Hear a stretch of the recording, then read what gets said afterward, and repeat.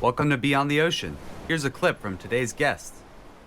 WavePoolMag is fun, basically. It's one of those things where I get up and, look through the news feed and see what's going on and what do I want to write about. And one of the wonderful things about the space, as you know, is it's not really been invented yet. So you can elaborate as you wish. And we do that with a lot of our artwork, a lot of our video clips. I have some great designers working for us and some good writers. So I'm able to say, okay, let's do something a little different, a little out of the ordinary.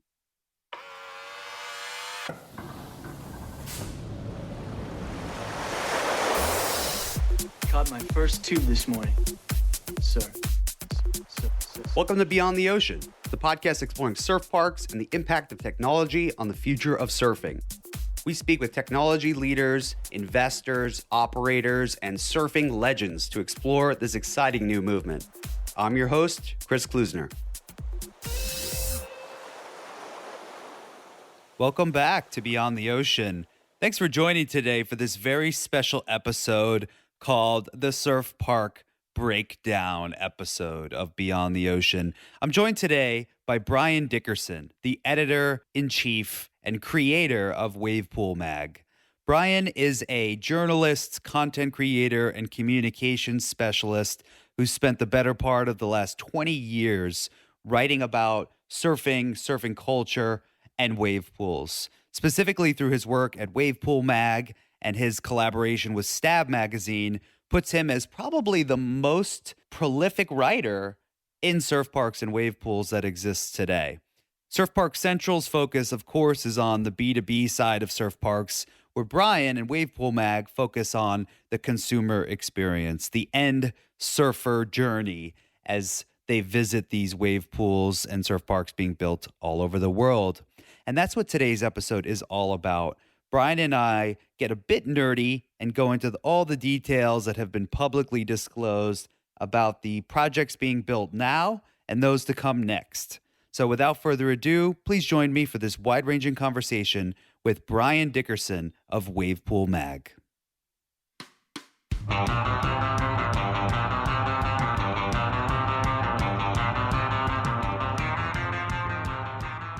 Bryan, thank you for taking the time and joining Beyond the Ocean today. Thank you for having me, Chris.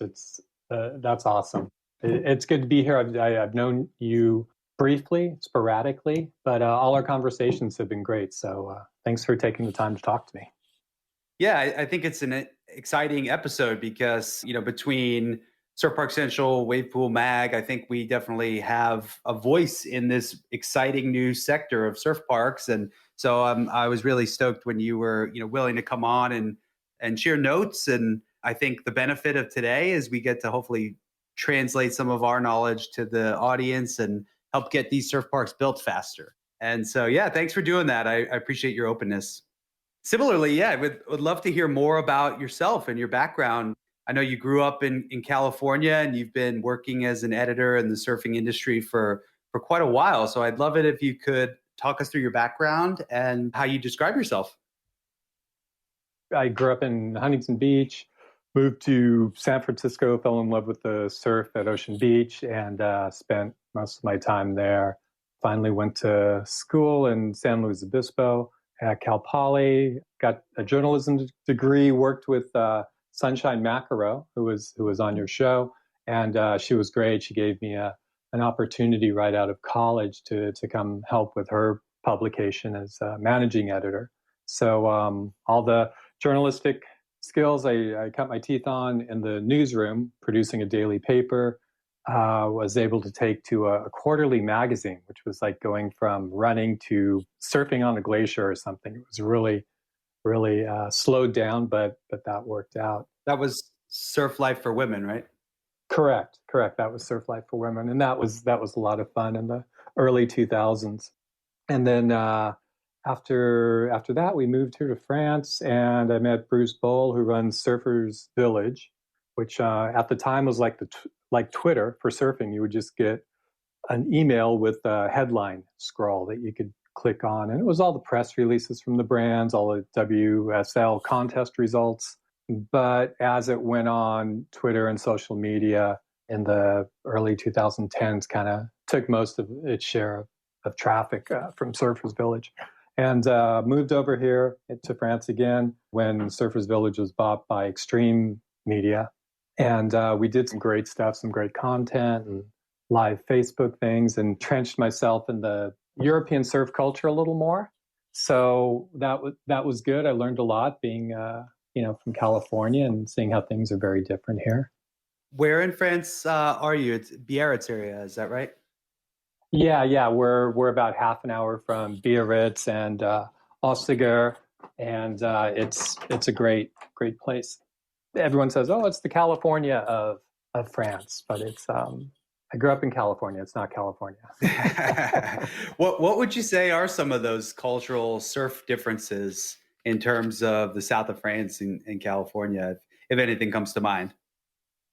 Yeah, in San Francisco, I'd surf Ocean Beach and Fort Point a lot, and it's a localized crew, and you just the people have been surfing there for years, and you just respect and go slow. And here, it's more like the gym's open and everyone jumps on a peak, and it's a little more chaotic that way.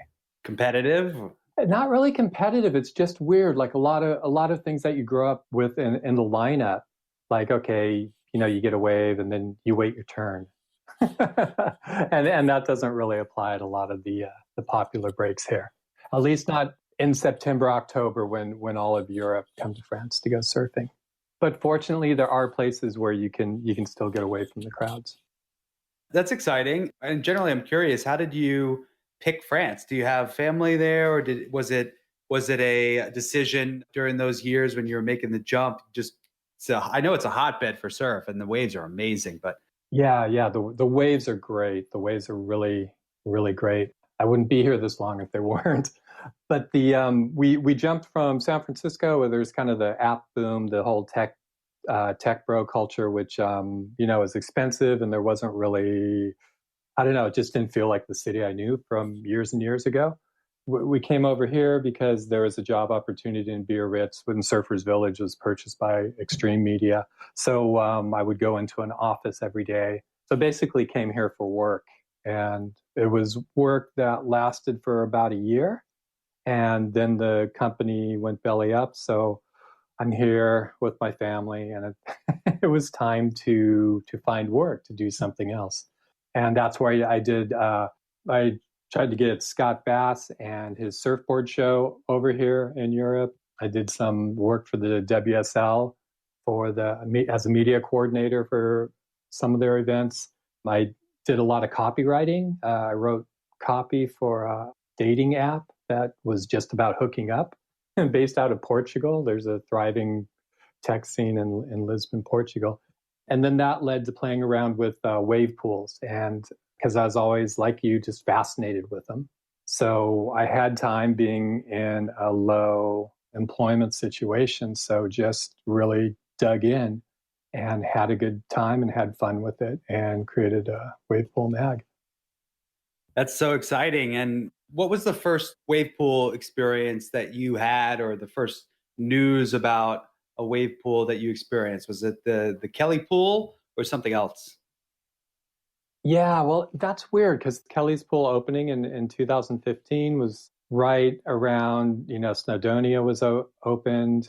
And that was, those days, it was all just plow foil systems. And, that was pretty much the height you could get with a wave pool. And then the Wave Garden Cove design came out right after that because Josema and Fernando and Karen were thinking ahead to, what makes a successful wave park and everything. So, seeing that come around, it was eye-opening in that the companies and the technology were evolving quickly enough to not so much what the market demand was at that time, but to what they anticipated happening. Absolutely. And it's been a whirlwind of progress since then. I mean, it's over the course of a few years, as you well know, there have been hundreds of projects that have popped up around the world in terms of starting to plan, and a dozen or so that have made that tenuous, treacherous journey over those first 2 years of getting entitled and getting the right, choosing a wave technology. And Yeah, so maybe this is a good opportunity to transition and talk a little bit more about your work at WavePool Mag and how you track the market and some of the exciting things you're seeing this year. And generally for this show, I think it'd be exciting to talk through some of the more well established surf parks that are open, which we've prepared some thoughts just to rattle off and share what we know. Maybe even some of the farther out long tail proposed projects, which would be excited to dig in on the hype and hear what's going on there. But yeah, so I would love to hear more about your work at WavePool Mag and how you approach it. Yeah, WavePool Mag it's fun. Basically, it's one of those things where I get up and look through the news feed and see what's going on and what do I want to write about. And one of the wonderful things about the space, as you know, is it's not really been invented yet. So you can elaborate as you wish. And we do that with a lot of our artwork, a lot of our video clips. I have some great designers working for us and some good writers. So I'm able to say, okay, let's do something a little different, a little out of the ordinary. It's basically this wave pool culture that's emerging, which you can see in the different parks. They all have their own kind of vibe. But at some point, there will be enough wave pools where a common theme emerges. And that could be totally random. It could be like 90s skateboarding, big pants, tight T-shirts, and small wheels or whatever it is. But the equivalent of that in a wave pool. I hear you. And I could totally see these different subcultures emerging because actually, just personally, my first wave pool experience was a natural one. It was in the Eisbach River in Munich, and there was a whole subculture there. Isn't that place amazing? It's weird. It's like, okay, you're in the middle of Germany, and sorry, I'm cutting it. I want to hear what was your take on it? What was your visceral impression when you were there? Well, as a surfer, I was with a group of non-surfers. I was on a trip. It was during college, actually, right when I was living with John Luff, actually, at the time. Okay. But I was on a trip in Munich. I had no idea this existed till I arrived. And then it was professed to me as you can go surfing in the Central Park of Munich. And so I went to the Central Park of Munich and sort of just listened and tried to find the river. And, once you get there, you get it immediately. There's a left and a right side. It's the two walls on both sides. It's the melting water from the Alps that flows this crystal clear, freezing cold, but beautiful water down over cinder blocks or something and creates this wave. I paid a guy 20 euros to borrow his board and I just stripped down and did it in my boxers there. I was, different time. I'd still do it now, I think, but yeah, I found it really fascinating. Immediately I noticed that the equipment needs are different. Everyone had duct taped their rails because they had traditional, fiberglass epoxy boards. And so they would hit the walls and destroy them. So I immediately recognized that the equipment might be a little different and then that it's a spectator sport because there was about 50 people up on the top of the bridge watching and about 10 people only doing it. So that struck me. So that it's a spectator sport, the equipment's different, it's in a different setting. And yeah, I think I was hooked at that moment. What was your first experience? Yeah, seeing that, I was at an ISPO show in Munich a few years ago and just asked people, where do I go? How do I get to the Eisbach in Germany? But everyone's speaking English. And we have, different perspectives on it. But for me, it was kind of, I saw it and I thought like, oh, wow, they're, surfing in a river. And it was akin to that sense that I got when I went to Scheveningen in Holland, which, it's on the North Sea and it's like wind chop and it's super cold, but it's got this intense, thriving surf scene because people just love to surf it. And I remember looking out and thinking, my God, those waves are just crap. There's no way I would go out there. And I felt so horrible and so elitist, and people are having fun and thriving. But due to my background, it's like I've got a higher standard or whatever. But seeing how enthusiastic people were and wanting to surf them, it kind of galvanized that core sense that, yes, there will be wave pools everywhere. If people are willing to don all this rubber and go in the cold water, surf a river, if they're willing to surf blown out 2-foot peaks with 100 other surfers in the same area, then people will find a way to build a wave pool, to travel to a wave pool, to pay for surfing.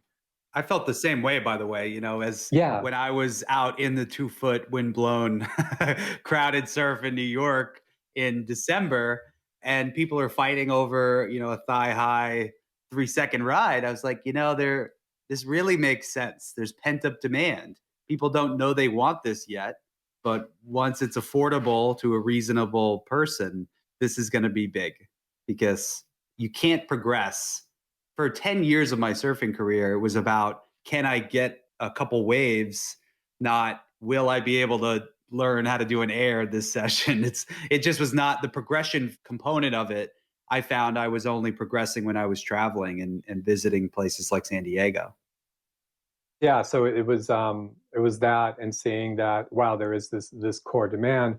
And I think in the wave pool debate, when you hear it, people talking about like dissing it, you get kind of kink shamed for liking wave pools. It's like, oh, you're not a real surfer. That's Mother Nature energy, which is great. Wave pools will never replace the ocean, first off, but wave pools are this wonderful supplement. It's like right now I live 45 minutes from my favorite place to surf. And if I could hit a wave pool, like you hit the gym a couple times a week, I would be fantastic. And then spend, one day searching out waves in the forest. Totally. We interviewed Randy Rarick on this show. I listened to that. That was a great podcast. Yeah. And he led with that. He's like, those who kind of bash on the wave pool experience haven't ridden one yet. It's not going to replace the ocean. He lives on the North Shore. He was executive director of the Pipe Masters for 38 years, I think it was. But they're still fun. Once you get to one, I mean, it's hard to not smile and be excited about it. So, but yeah, I hear you. We've heard a little bit of that, but in terms of the dissing and the shaming related to surf parks. But again, I think those are the folks that are just a little jealous.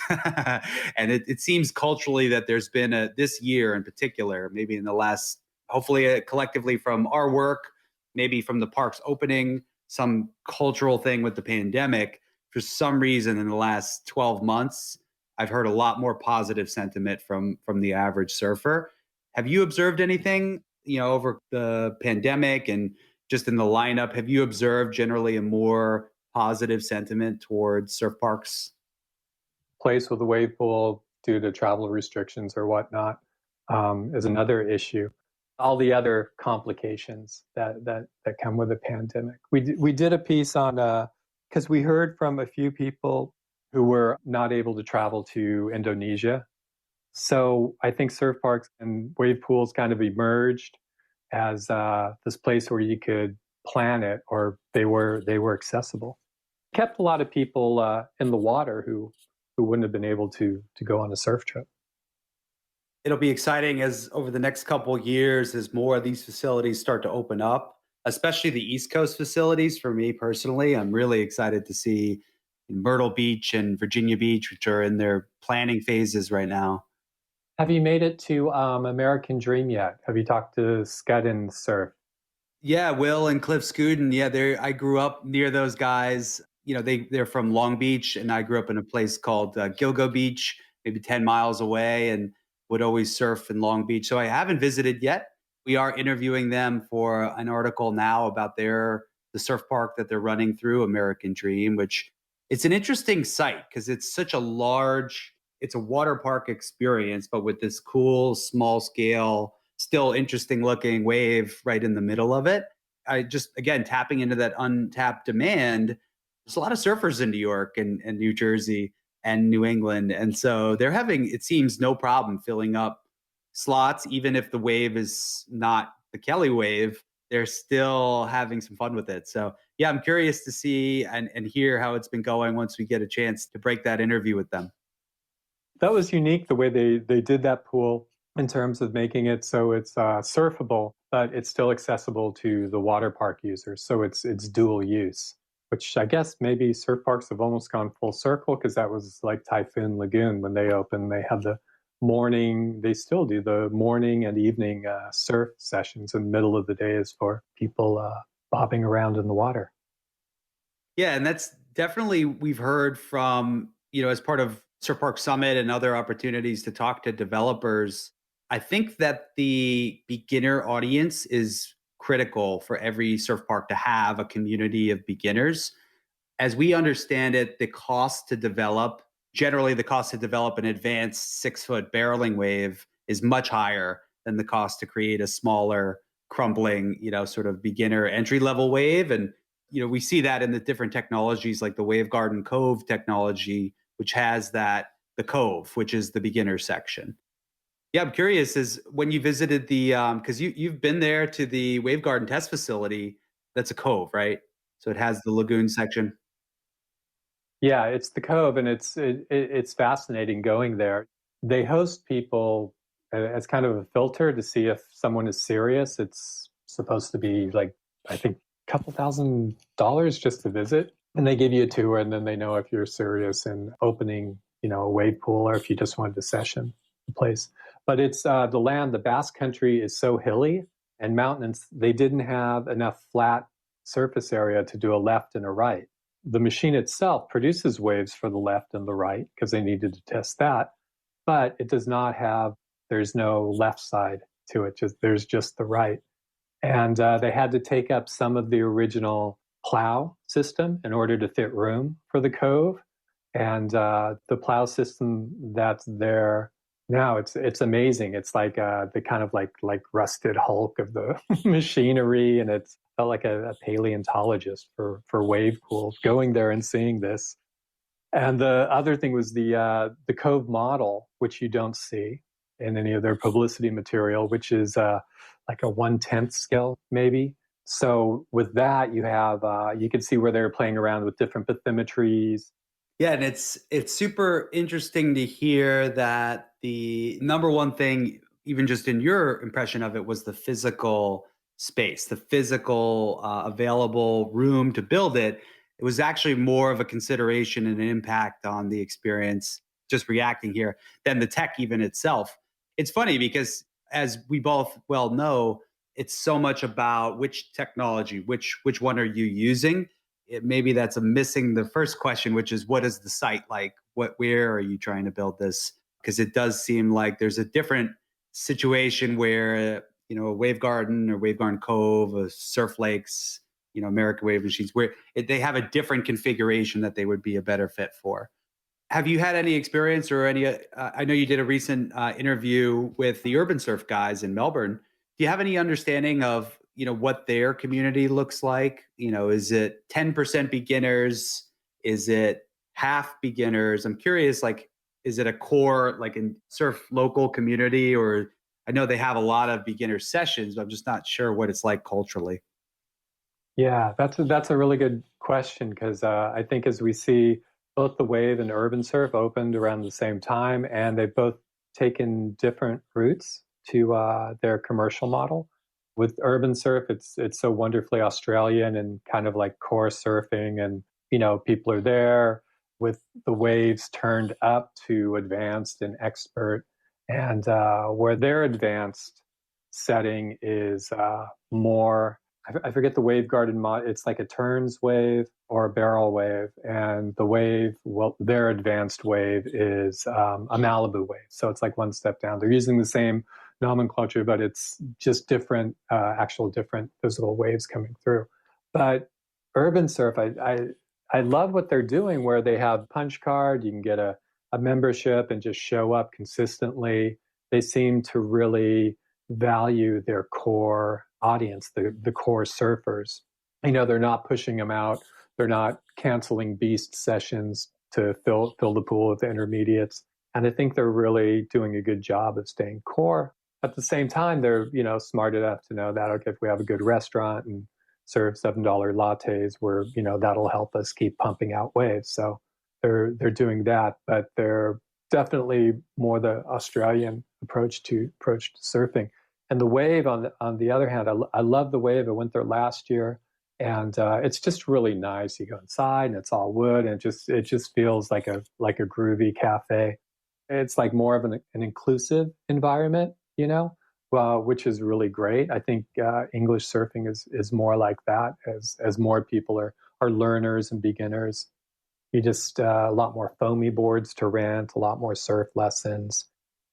Yeah, I do think that the local community steers a lot of this. And, I can't help but think that that goes into the planning component since in the pro forma business models before these things get authorized, they have to make these assumptions on who the local community is and if they're going to receive the demand they need. And overall, that's why you see surf parks being built first in places where the waves are already really good, like Palm Springs near San Diego, the Gold Coast of Australia. It's because the population of existing surfers are there. They'll bring their friends and family, and kind of reinforce itself. But in terms of the specifics of how each of these facilities has designed their cultural impact, I mean, we recently interviewed Damon Tudor from Urban Surf, and specifically they mentioned adaptability as being one of the big things there. So I think there's an existing culture, but they are ready to experiment and bring in different populations. It's tough though, because surfers are horrible clients. They're horrible customers. Think about it, like your core surfer is trying to save as much money for a new board or a new wetsuit, and they'll buy hard goods. They're not going to lounge around in the cafe and drop as much money as they could buy a new set of fins for or something like that. So maybe the surf shop model is applicable. Like you go to your favorite surf shop and they have boards and they know surf, but they pay the rent through selling T-shirts. So it could be more than that, more like that. Yeah, and I think the recent news here is with the Wave Garden in Elia Bay, and what I understand about that technology, to your point, is it's probably designed more for a harder core audience. It's a wave garden without the cove. It's also colder, and I think generally what we've seen is the Swiss are just a little more extreme than Americans. They have more disposable income, more free time, but just culturally they're always on time, but they just get outdoors, get outdoors more. I have a really good friend, actually a mutual friend of John Luff and mine, who we traveled with, who's Swiss. She was always on time. Always on time. And she spoke 5 languages. Exactly. But yeah, it's just, it does feel like a different cultural dynamic there. I'm curious about this Paris project, knowing you're in the south of France. This is the Endless Surf Whitewater West project in the center of Paris. And, imagine what the amenities and the coffee shop, espresso, even wine culture might be like with a really cool wave right in the middle of a beautiful city like Paris. What do you think about it? That one really grabbed my imagination because going back to us talking about what will the wave pool surf culture be like, because it is an urban redevelopment project. So it's the Sèvres area of Paris. So it's high unemployment, and it's not wealthy Paris like most Americans. We think of Paris and it's the Eiffel Tower and Audrey Hepburn's running around somewhere on a bicycle. This is like core urban living with a lot of disenfranchised people. So the redevelopment is to, instead of putting up a soccer pitch or a couple of basketball hoops and a, community center, they're building a wave pool and other more action sports focused attractions, which is cool because I really hope it takes off. I really hope it does well. Local authorities have said they'll, residents will have access to the pool, which is great because you can spawn a whole surf culture there that's more urban, more resembles skateboarding, is very different than the coastal elite element of surfing that we've come to know. So that culturally is, I think is fantastic, and I really wish them all the success, and I want to see that. At the same time, you mentioned Switzerland, and that's both from where I am in France, both are about the same driving distance, 8 to 10 hours. In Switzerland, I know their cove, they didn't have enough room to have a full-size one. They still have the same engine in their cove, but they just cut off the very last part. So there's no, from what I've heard, there's no waiting area. Yeah, specifically I heard a stat, or the official SurfParkCentral stat there is it's the same, literally, like you just said, the same size wave generator as Urban Surf, but in a pool that's half the size. I think it's 2 acres versus 4. So yeah, Elia Bay is just over 2 acres. And I believe Urban Surf, I'll have to fact check myself, is about twice the size. So a lot more juice. Probably not going to be a fit for somebody who doesn't want to strap on the, the wetsuit or a beginner, but will be extremely exciting. And the other thing about Europe too is that, I mean, it makes really great sense to have that in Switzerland. We're fortunate enough to go camping through Switzerland, and all of Europe's going camping in Switzerland. And yes, it's expensive and whatnot, but it's just breathtaking. And there's this whole the European culture is more like, okay, we're going to do the Alps thing now, and that involves the skiing, and it also involves now surfing. But there's a little more organization, I guess, or people love planned out packages and activities. It's not what you and I might encounter in backwoods America, where it's like, oh, I'm going camping in the mountains for a week. I'll see you later. Someone just brings a shovel and some matches, and then you see them a week later and they had a great time. So it's more curated, I guess, is the word. And the Elia Bay wave pool fits very well into the European curated vision of recreation. That makes a lot of sense. I think that same idea of curation is sort of what we're seeing with other facilities. Like there's been a few announced similarly by Endless Surf, one in Parkwood, which is the Gold Coast, where again, you go there to get weight. I mean, it's an incredible place. Also, though, one of the most crowded places I've ever surfed. At Snapper Rocks, it is so extreme. It's exciting to see, be Durbridge or Kelly Slater like taking off inside of you, but it's frustrating if you're competing against those guys to get waves. Yeah. I have to ask, were you able to get a wave there? Or because I see people go out and I'm like, why? You like paddle out, you're out for 8 hours, you don't get any waves, and then you come in. It's like, it frightens me. What happened, Chris? I am a scavenger. So through being an East Coast guy, I know how to, just weasel my way in and I'll pick up. My trick was I wait for them to fall. So I would sit 1.5 turns from the peak. He triangulated it from the beach. Literally, yeah, great. Like, all right, that guy hesitated for a second. I'm going to definitely get this wave when he does not beat that section. And yeah, you have to be an opportunist. But for the Gold Coast, you would, your first reaction would be why? Because there's such good waves, but then it's like, oh, because it's the most crowded place you've ever been. Imagine if you could zip right over to Parkwood and jump in there. And the Endless Surf technology, what we understand to be really exciting about them is the heart shape in the pool, which lets you bring the wife or husband, who's non-surfer, family member, and kids, and have them have a safe place while you're getting barreled. Yeah, I can't wait to see that design because it's really exciting. It's unique in the way they laid it out, and then such a variety of surf zones, and the fact that the pneumatic chambers can add to the wave as it goes down the line, or they can adjust it accordingly. That's cool because it does get everyone in the pool.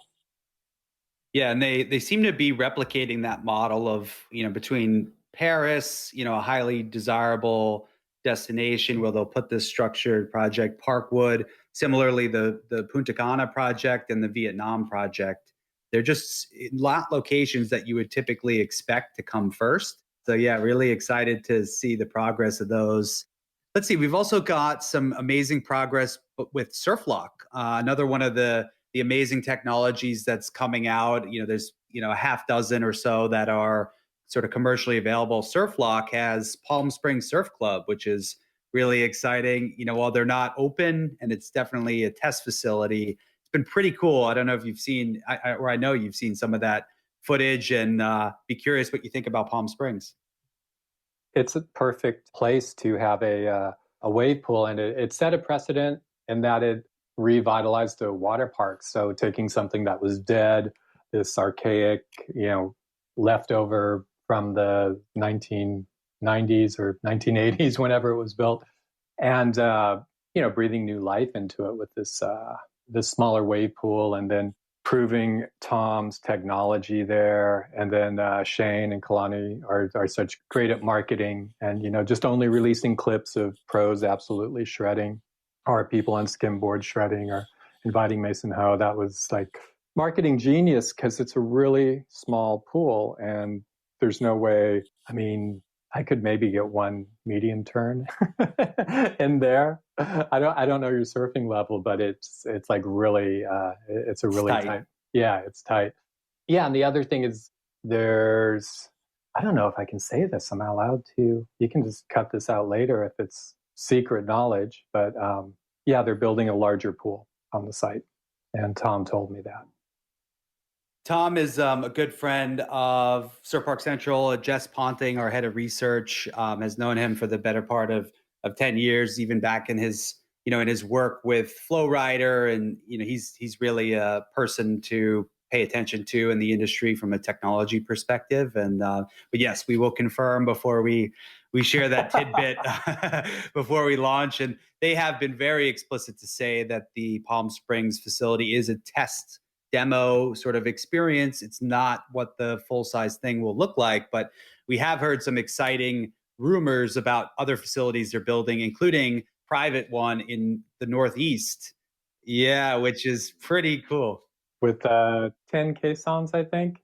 We interviewed the construction company that built that because they were, I guess it's pretty challenging building a wave pool. You can't just pour regular concrete, otherwise the wave action will eat the bottom, like what happened with in Orlando with Ron John's thing 12 years ago. So I was talking to this guy who does construction out of the East Coast, and he was real like, yeah, I got to blow up some rocks there. So let me send you the video. He sent the video. He got to do his demolition. So he pushed the plunger, and you see all this bedrock just explode, and then they were able to clear it out and build the pool. But it was funny. It reminded me that, oh yeah, you do get to talk to the engineering, the construction side of that you don't normally experience with ocean surfing. What's got me most excited is that it's in, an area of the country not typically known for waves. And I just think that's really cool to just open up the aperture of how people think about surfing, and being able to do that in New England is always a good thing. But yeah, so long story short, for Surflock, there's a lot more to come, and we're excited about additional opportunities to help their team to share about that. Yeah, they've also got Spain, Costa del Sol, and then Sydney, about 45 minutes outside of Sydney. They're working on a project there. Yeah, we'll just round out the list. And so another kind of unique technology, standout technology, Surf Lakes, really unique. That's the plunger system. Their Yeppen facility is what we've seen the videos of, where it looks like Mad Max kind of dropping that big plunger down and sending waves out. I think the exciting update there is they're scaling up their North America commercial team. So as I understand it, a lot more activity on this side of the world for Surf Lakes, which will be really exciting to see what they can get done and bring to the table. Have you had a chance to talk to anybody over there and learn more? We've interviewed Aaron Trevis a few times and speak with Wayne Dart regularly. I love their system. Most people love their system. And where Kelly's is responsible for making wave pools public in the, being on the Today Show and whatever else, Surf Lakes has kind of done that, but more from a bizarre, as you mentioned, Mad Max. Oh my God, what's happening? What is this thing? Perspective. They have a great design. It's having the wave go out in 360 degrees, and you're not near a wall. You're not in a confined area. So it is more open, like a ocean experience. And it's just such a visceral thing. You see it and you see, oh my God, what is this? And it's, I always liken it to, a stack of Marshall amplifiers or something, where it's just big and heavy and in your face and very rock and roll in that way. They've gone so, they shot for the moon, and, they were able to develop this, how that translates into the day-to-day of being able to construct such a giant device. That's, I think people are working through that and trying to make that happen. And that's one of the bigger challenges. But being able to accommodate that many surfers and that many waves, and just dreaming so big is the great thing about surf lakes. I know they have an executive team and big visions for that cultural around the waves experience. And if I've got my facts right here, I think one of their team leads is former Top Golf executive. So, really comes from an experience of creating a fun place where people want to come back and aim to grow really quickly. So, yeah, I think a lot more to come from Surf Lakes this year, and we're hopeful to hear more from them. And then, of course, American Wave Machines, they power BSR. We've also heard some news about some other projects they're working on. But what's on your radar from AWM? They've got Japan. They've fired out a test wave or two already. They're probably testing it a lot. They're filling up the pool. That one's going to be larger. They have two other projects, one in Brazil, one in Richmond, Virginia, I believe. Brazil is coming along faster, and that one's supposed to be twice the size, I believe, of BSR Surf Resort. And it's great. The marketing they did with BSR, through Bruce McFarlane going down and adjusting the waves for top-notch surfers to do crazy things is really great. It's a great design too. I talk to people, and a lot of people say that it's one of the few parks you leave like feeling surfed out. They're, again, another great design. Yeah, I've heard the same. Like the experience down at BSR is one that is very social, bring a couple of friends and have more of the camaraderie around trying new things. It feels like the way the tech works allows people to throw a backflip or two and go for it. Whereas other technologies, such as like the Kelly Slater technology, where there's a 4-minute lag time between waves, doesn't create that same effect. It creates more of a scarcity effect where you want to make sure you beat the section. We've heard about this from others that have felt that pressure, like Ian Carnes, who's a former champion surfer, Kanga. He's like, well, I rode it on a sup and I fell and everybody was giving me dirty looks. And so, it's just interesting when you actually think about that customer experience, that user experience. I'm excited to get down to BSR and give that a try and do that with a good crew. A lot going on. I mean, and that's just the facilities that are that we're relatively certain about. I mean, there's hundreds more that are announced. I mean, maybe we could just rattle off some of the more recent announcements to build, for some hype. Let's jump into some speculation here, Chris. Yeah. Let's do it. Yeah. Well, we don't have to speculate too much, but there's a lot of amazing stuff. Like, I mean, just in the Palm Springs area alone, there are now 4 sites with all 4 technologies, leading, technologies at this time, from Thermal Beach Club, Desert Surf, Coral Mountain, and Palm Springs Surf Club. Yeah, we just talked about. So you've got Surflocks, you've got Kelly's Wave, you've got Wave Garden, and then you've got American Wave Machines, right? Yep, that's right. So it'll be Coral Mountain with the Kelly Slater technology, Desert Surf, which is the project that John Luff from surfparkcentral's involved with. That's a wave garden technology. We've got the American Wave Machines project with Thermal Beach, and then Surflock at Palm Springs Surf Club. So yeah, quite the technology battle in Palm Springs. It's like the proving ground. I have to ask you this. How do you see Coral Mountain going with a Kelly Slater wave pool as the central thing? Because at first, when I thought about it, I thought, oh, this is great. I'm off to work. I'm going to set up a 7:30 wave, and you show up and you have your morning wave and you get a minute-long ride and you're stoked and you're ready for the day because you bought a $1 million condo on the property, or however that's going to work out. But then there's the noise. There's the noise of the machine as it pulls the foil down the track.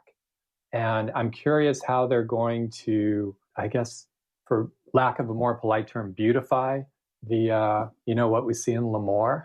How are they going to do that? Do you have any thoughts, Chris? I would love to hear them. Yeah, I mean, I brought, again, with Jess Ponting on our team as our head of research. He's a professor at San Diego State, and his background is in sustainable surf tourism, in addition to helping us to, he was helped John to create the first Surf Park Summit. So anyway, he wrote a recent research paper and also pulled some stats from other studies.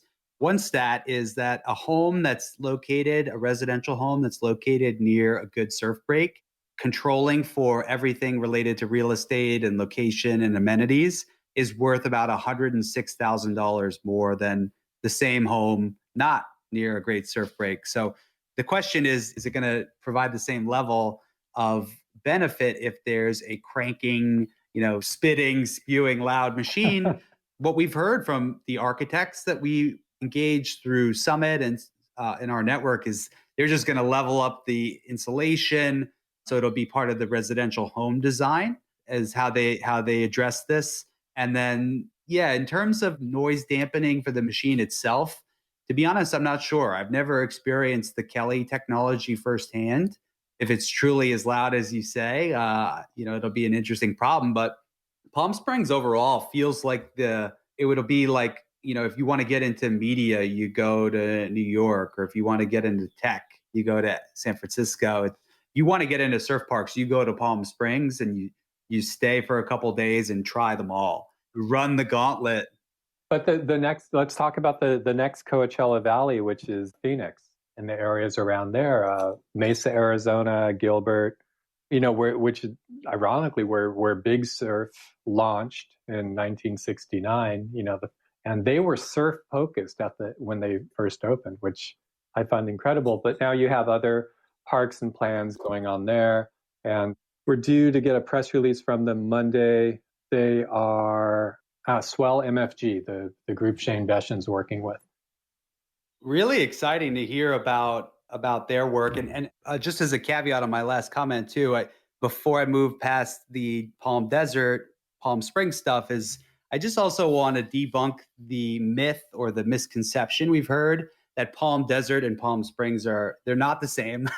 They're actually two different towns, two different cities. They're adjacent to each other, but that is important. So it's, the Palm Springs, Palm Desert area, just to be factually correct there. But they're all within the Coachella Valley, right? That's right. They're sibling areas, but same region, but factually different towns. So that's important, just to get the facts right. Oh, yeah, definitely. But yeah, and over to Tempe and the projects generally popping up in Arizona. We also interviewed Shane Beshan about Waikai, his Oahu project, a couple weeks ago, and he made and we've got to meet the team over at Swell MFG, and we're still a little early on being able to comment from the Surfparkcentral side there, and we're excited to see the press releases that they can share. But generally, from what we understand, it's going to be an exciting new technology that will be coming on people's radars very quickly once they announce. And then the other exciting component about some of the projects mentioned is that there'll be other secondary waves involved. So this is the first time we're seeing like a primary wave and a secondary wave. And it's unofficial as of now, but we have seen some leaked press that there'll be a unit surf pool included at Revel at the facility with the Swell MFG technology. So kind of cool. That's the first time we're hearing of like two wave techs. And I like that from a customer perspective, because while you're waiting for the big wave, warm up on the little wave, that kind of dynamic really makes sense to me. So anyway, that's just what we've heard so far. Data to be validated after the press releases come out next week. Yeah, we'll see what happens. It's really exciting. And, because it leads to the fact that in 5 years' time, there are going to be so many surf parks. And that's the other thing that I could pick your brain on is what about emerging technologies? What's your take on? We did a story on some South American technologies coming up. I know there are a couple in the US, and Germany has one going on that we know of. So basically there's, the pneumatic setup where people can just basically compress air in any configuration. But there are also quite a few like Wave Prism, which uses levers and things like that. Do you see like a kind of revolution where, you, Chris, can go and buy a few parts at Home Depot and set up your own wave machine? It's a fun question. And there was this video from Surflock actually talking about Tom Lochtenfeld's early and visually showing some of his early designs where they had this version of a plow that they towed behind a boat. And you just see that and you're like, wow, this will never work. And then you fast forward to today and it has come quite a long way. So it took 10 years for Tom to get to that point. So I do think that because of the emphasis and the investment, there will be a surge in innovation. And specifically, there's a couple emerging technology companies that are already making waves, so to say, literally. And we highly encourage that. And specifically for surfparkcentral, we're trying to find ways to better feature those folks. So it's not just talking about the commercially available technologies. So for example, at the summit, we do this thing called the Emerging Tech Leader Showcase, where we bring in folks like that to help them talk about what they're building.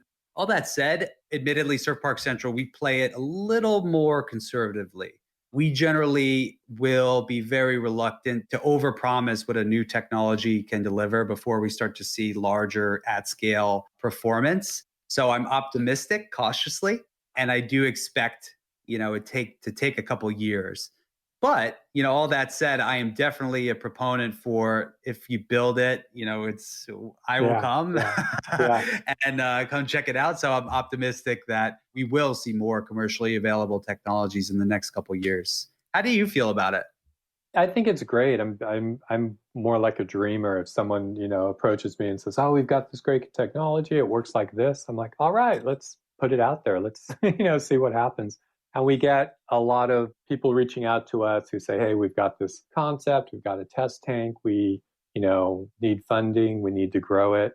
And that's the part where you have to do some vetting and, explore, as, this guy wearing a foil hat to keep radio waves from bouncing into his brain or whatever, because there is that element out there. But, most of the time someone's genuine and they have this great technology and they just need some support to get it going. So what if how a lot of tech industry had incubators and such? Maybe we can start up the same. I love that actually. Technologies. Yeah, it's just who are the guys building in their garage right now? The future wave that we're all gonna enjoy. I love that idea. Some sort of a way to just help encourage and accelerate this stuff, and it's a great idea. We should look at that as our next collaboration, right? Okay, yeah, the incubator. Yeah, I love that. Awesome to hear about your different, kind of share notes. And just for any viewers that are newer, hopefully this was a good, we'll make sure we do some show notes and put links to all these different facilities and help to bring these names to the surface. And, I know you guys have some resources on this stuff as well that we'll link back to, like the map you guys have built and things like that. But just to bring it home, maybe a little more in the clouds as the dreamer, so to say, what's the future of surf look like? What's it going to look like in 10 years once more of these parks get built and more people get exposure to them? What's the future hold? I think the first thing you'll see is that everyone will be capable surfer. And I know that sounds really ambitious, but if someone, right now the learning curve with surfing, as you know, is just, it's one of the most difficult things out there.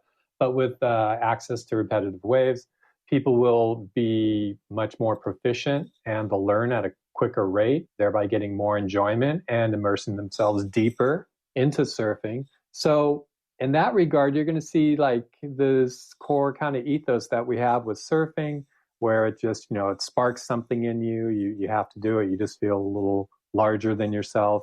Maybe we'll see that grow to more and more people as more people surf. The contrary to that is the people who think, oh, it's going to, crowd ocean lineups because more people will know how to surf.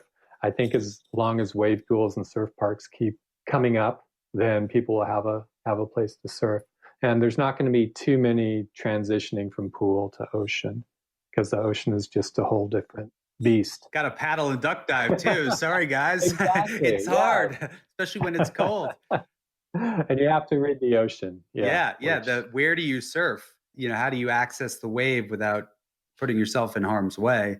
That's a big part of surfing, is when to go, where to go, how to go. Yeah, and which swells are coming from which direction. The thing I'm most excited about, again, is the culture that emerges. What happens when instead of a skate park, a community builds a wave pool. Yeah. It's a rapid wave or a traveling wave. And then everyone has access to surf. And it's not necessarily going to be tethered to ocean surfing. So it could become this totally unique thing, kind of like we saw when snowboarding took off, 40 years ago, where it became definitely its own core sport with, its own vibe and everything. Love that. What a great way to end. And, thanks for taking the time again for this today. Where can folks learn more and connect? Yeah, we're on Instagram, WavePoolMag. We're online, wavepoolmag.com, and Twitter and Facebook, if you still use those platforms. LinkedIn now too, right? Yes, we just started LinkedIn, which I begrudgingly go to each Monday. So LinkedIn, Instagram, Twitter, all the social platforms, and then wavepoolmag.com. And yeah, look forward to doing more with you in the future, Chris.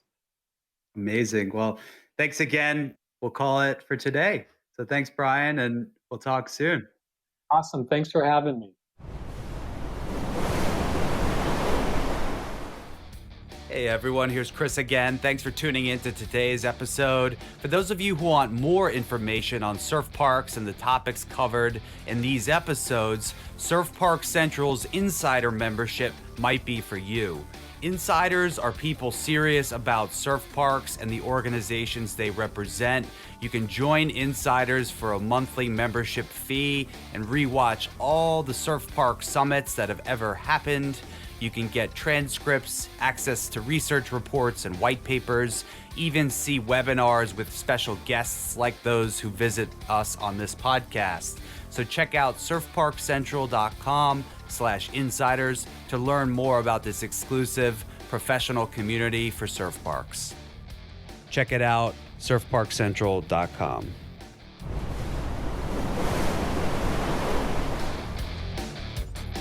Please subscribe to our podcast on Spotify or Apple Podcasts. Do leave us a review if you like what you hear. It really helps us to get the word out, get featured, and get more people to listen in. Also, please check out our website, beyondoceanpodcast.com.